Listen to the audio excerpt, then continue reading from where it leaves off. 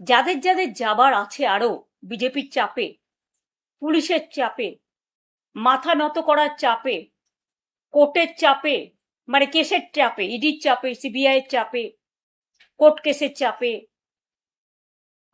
তারপরে হচ্ছে ভয়ঙ্কর ভয়ঙ্কর সিআইডি কেসের চাপে, সিবিআই এর চাপে, আইসিওসির চাপে, এসটিএফ এর চাপে, তাদের অনুরোধ করে বলবো প্লিজ 21শে জুলাইয়ের আগে যার যা সিদ্ধান্ত নেয়া, যারা যারা বাঁচতে চান জীবনে লোটা কম্বল নিয়ে, তারা দয়া করে যেখানে ইচ্ছে যান বিজেপির কথা শুনে।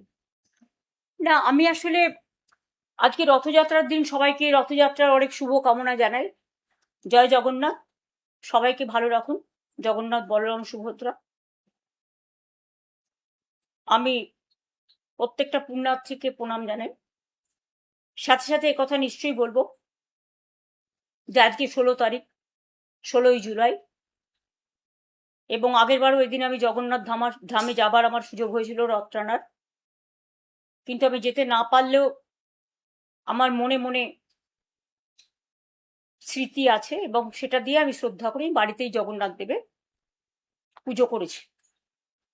আপনাদের কাছে যেটা আমি আজকে বলবার জন্য বিশেষ করে এসছি, হঠাৎ করে আজকে আমার আসতে হলো, তার কারণ দেখলাম আর একজন এমপি, চলচ্চিত্র শিল্পী, ভালো শিল্পী, তাকে আমি সম্মান করি, তিনি গেছেন বিজেপির কোনো একটা নেতার সাথে মিটিং করে রিজাইন করতে। আমি আপনাদের জ্ঞাতার্থে বলি, উনি আগেই ইমেল পাঠিয়েছিলেন এবং থ্যাঙ্কস টু হার যে আজকে উনি ফিজিক্যালি জমা দিতে গেছে। যাদের যাদের যাবার আছে আরো বিজেপির চাপে, পুলিশের চাপে, মাথা নত করার চাপে, কোর্টের চাপে, মানে কেসের চাপে, ইডির চাপে, সিবিআই এর চাপে, কোর্ট কেসের চাপে, তারপরে হচ্ছে ভয়ঙ্কর ভয়ঙ্কর সিআইডি কেসের চাপে, সিবিআই এর চাপে, আইসিওসির চাপে, এসটিএফ এর চাপে, তাদের অনুরোধ করে বলবো প্লিজ 21শে জুলাইয়ের আগে যার যা সিদ্ধান্ত নেয়া, যারা যারা বাঁচতে চান জীবনে লোটা কম্বল নিয়ে, তারা দয়া করে যেখানে ইচ্ছে যান বিজেপির কথা শুনে। দয়া করে আমরা যে দলটি তৈরি করেছি তাকে কলঙ্ক লিপ্ত করবেন না। যার যার, আমি এক্ষুনি কনস্টিটিউশনটা পড়ছিলাম, clause 90, freedom of movement, freedom of speaking, freedom of rights যেগুলো আছে মানুষের, সংবিধান বলেই দিয়েছে আপনারা করতেই পারেন, তাতে আমরা একটু দুর্বল হব না। আমি শুনেছি এমনকি শহীদ পরিবারগুলোকে 21শে জুলাইয়ের যারা ছিলেন, পুলিশ থেকে ফোন করে বলা হচ্ছে এদিক নয় ওদিক যাও, মানে বিজেপির দিকে যাও, বিজেপি স্পন্সর বালিশের দিকে যাও, বালিশ পালিশ করতে যাও। তাদের আবার অনেক টাকার উপহারও দেওয়া হবে। আমি বলি আমরা তো খুব ক্ষুদ্র দল, আমরা 40 বছর ধরে এই পরিবারগুলোকে চাকরি থেকে শুরু করে যতটুকু আমাদের সাহায্য করা, যেদিন ঘটনা ঘটেছিল সেদিন আমাদের কোনো ক্ষমতা ছিল না, বাট 21শে জুলাই বেনেভোলেন্ট ফান্ড আমরা একটা তৈরি করেছিলাম, কবি সুভাষ মুখোপাধ্যায় তার চেয়ারম্যান ছিলেন, এবং প্রদ্যুৎ দত্ত এক্স আইএফ এর জেনারেল সেক্রেটারি প্রেসিডেন্ট, তিনি ছিলেন তার জেনারেল সেক্রেটারি, এবং তাদের নেতৃত্বে আমরা সেদিনও কিন্তু মানুষ যেটা জমা করেছিলেন তার টোটালটাই আমরা কিন্তু শহীদ পরিবার এবং বিশেষ করে যারা আরো 100-150 জন আহত হয়েছিলেন, যতটুকু পেরেছি সাহায্য তাদের হাতে তুলে দিয়েছিলাম।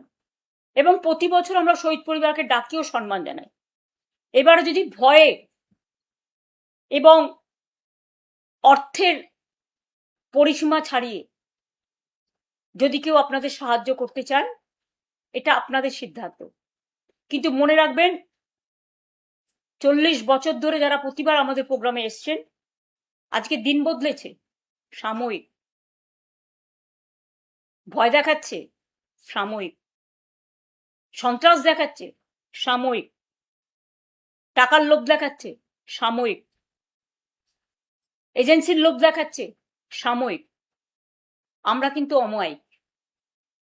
আমরা আপনাদের ভুল বুঝছি না, আপনারা বুঝতে পারছি, আমরা বুঝতে পারছি আপনারা অনেক ঘেরা টোপে আছেন, আপনারা আমাদের সাথে এবছরটা থাকলেন বা না থাকলেন, হৃদয় জুড়ে আছেন। এবং যারা মারা গিয়েছেন তাদের জন্য আমাদের অনেক কর্মী রক্ত দিয়েছে। 13 জন ছাড়াও প্রায় 150 জন, 100 জন পুলিশ গুলিতে বিদ্ধ হয়েছিল। তাছাড়াও অনেক শহীদ পরিবার, ইলেকশনের পরেও আমাদের প্রায় 20-22 জন মারা গেছেন। হত্যা করা হয়েছে, অত্যাচার করা হয়েছে, বাড়ি জ্বালানো হয়েছে, ধর্ষণ করা হয়েছে। তাদের প্রতিবাদ করার ভাষা নেই, তারা প্রতিবাদ করতে পারেনি। কাউকে টাকা চাওয়া হয়েছে, সে দিতে পারেনি, আত্মহননের পথ বেছে নিতে বাধ্য করা হয়েছে। তাই আমি তাদের বলবো, তাদের সমর্থনে, মানে তাদের প্রতিবাদে, তাদের যে প্রতিবাদী কণ্ঠ তাদের ওঠাতে দেওয়া হয়নি, সেই প্রতিবাদী কণ্ঠ নতুন করে 21শে জুলাই আওয়াজ তুলবে। যদিও আদালতের অনেক রেস্ট্রিকশন আছে, আমরা চেষ্টা করব আমাদের সাধ্যমতো কোঅপারেশন করে পিসফুলি অ্যাসেম্বল হয়ে। আমি জানি পুলিশ অনেক জায়গায় বলছে যাবেন না, যাবেন না, যাবেন না, আটকে দেবো, আটকে দেবো, আটকে দেবো। আমি প্রশাসনকে বলবো, নিজের মতো নিরপেক্ষ থাকুন। এক পক্ষ হতে গিয়ে মনে রাখবেন জীবনটা অনেক দিনের। দিল্লি টলমল হলেও এখানে কিন্তু ঢলমল হয়ে যাবে।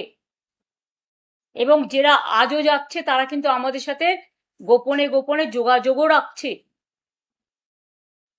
কেউ ভয় সহ্য করতে পারে, কেউ পারে না, এটা তাদের ব্যাপার। কেউ আত্মরক্ষা করতে পারে, কেউ পারে না।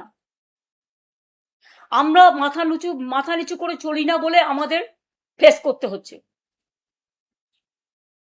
তো আমরা যদি ফেস করতে না শিখি, বাংলাকে ভালোবাসতে না শিখি, দেশটাকে ভালোবাসতে না শিখি, মানুষের রায়টাকে সম্মান না জানাই, তাহলে নিজেরা একদিন আত্মগ্লানিতে ভুগবো না। তাই বলি, যা করেছেন ভালো করেছেন, ভালো থাকুন, সুস্থ থাকুন, আপনাদের পরিবারগুলো ভালো থাকুন। 21শে জুলাই নতুন করে পথ চলা হবে। তাতে কি আসলো কি না আসলো আমার কোনো যায় আসে না। আমরা যারা থাকবো তারাই স্বর্ণখড়ি, তারাই আগামী দিন নতুন করে পথ চলা শুরু করবে। 1997 সালে যদি নতুন করে পথ চলতে পারি, 2026-এও পারবো। অনেক ছলনা, না নাম না নিশানা, কোনোটাই নাকি তারা রাখবেন না। আপনারা ভালো থাকুন, সুস্থ থাকুন, নিজেদের রক্ষা করুন, দিল্লিটা আগে রক্ষা করুন, তবে তো আপনারা নিজেদের রক্ষা করতে পারবেন। দিল্লির মদতে যা ইচ্ছে আপনারা করে যাচ্ছেন। মনে রাখবেন, দিল্লি যতই জোর করে এমপি কিনুক বা বেচুক, আগামী দিন কিন্তু দিল্লি অবস্থা, দেশের অবস্থা সংকটের মধ্যে পড়ুক, আমরা চাই না। কিন্তু মানুষ বলছে, অর্থনীতিবিদরা বলছেন, সামাজিক মানুষ বলছেন, আজকে দিন ধরে সুনাম অনশন করার পরেও, যেমন আমি যখন 26 দিন করেছিলাম, সরকার থেকে কেউ আমার সাথে কথা বলতে আসেনি। একমাত্র রাজ্যপাল, মাননীয় রাজ্যপাল গোপাল গান্ধী এসেছিলেন, মহাশ্বেতা দি ছিলেন, কবির সুমন ছিলেন, ভিপি সিং এসেছিলেন, আরো অনেক নেতা এসেছিলেন, সেটা 20 দিনের পরে। আজকে একবার গিয়ে কথাও বলতে পারছেন। আমাদের এখানে ছেলেমেয়েরা যখন আন্দোলন করেছিল, আমি তো নিজে ছুটে গিয়েছিলাম, আমি তো নিজে মিছিল মিটিং করেছিলাম, আমি তো তাদের অনেকবার ডেকেছিলাম। কথা বলতে কি হয়? একটা মানুষের জীবন সংকটে দাঁড়িয়ে আছে, আর আপনারা মিনিমাম মানে ভদ্রতা দেখাচ্ছেন না। মাথার উপরে খোলা আকাশ, এই বর্ষাকাল, মেঘ চমকাচ্ছে, বিদ্যুৎ চমকাচ্ছে, প্রশাসন চমকাচ্ছে, চমক ধমকের রাজনীতি শেষ হোক। আজকে এই পুণ্য দিনে, পবিত্র দিনে, এটাই দেশের কামনা, এটাই মানুষের কামনা। আমার এই কথাগুলো বলবার জন্য আপনাদের কাছে আজকে আমি এসেছিলাম, এবং যা বলছি আমি কিন্তু ভয় পাচ্ছি না। যারা যারা যাবার, দয়া করে 21-এর আগে তারা নাম লেখান ওদের সাথে। কিন্তু কোনোদিন ভাববেন না দলটাকে কলঙ্কিত করে আপনারা নিজেদের সম্মানিত করছেন। পরিবার বাঁচান, পরিবারকে তো বাঁচানোর দরকার, কারণ আপনাদের পরিবার, সম্পত্তি, লাগেজ, ব্যাকেজ, এই জন্য তো বিজেপি প্যাকেজ। আর যেখানে বিজেপি নেতারা দাঁড়িয়ে বলে নামও রাখবো না, নিশানাও রাখবো না, আরে অনেক দল অনেকবার সিম্বল চেঞ্জ করেছে, নিশানা কিন্তু থেকে গেছে।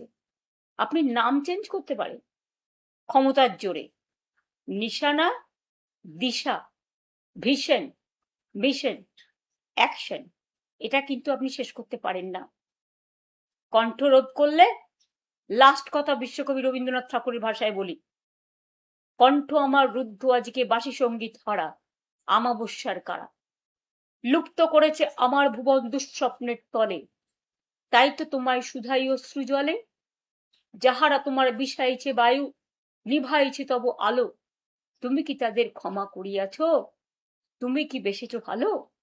এটা মা মাটি মানুষের কাছে আমার আবেদন থাকবে। ভালো থাকবেন, সুস্থ থাকবেন। জয় হিন্দ, বন্দে মাতরম, জয় বাংলা।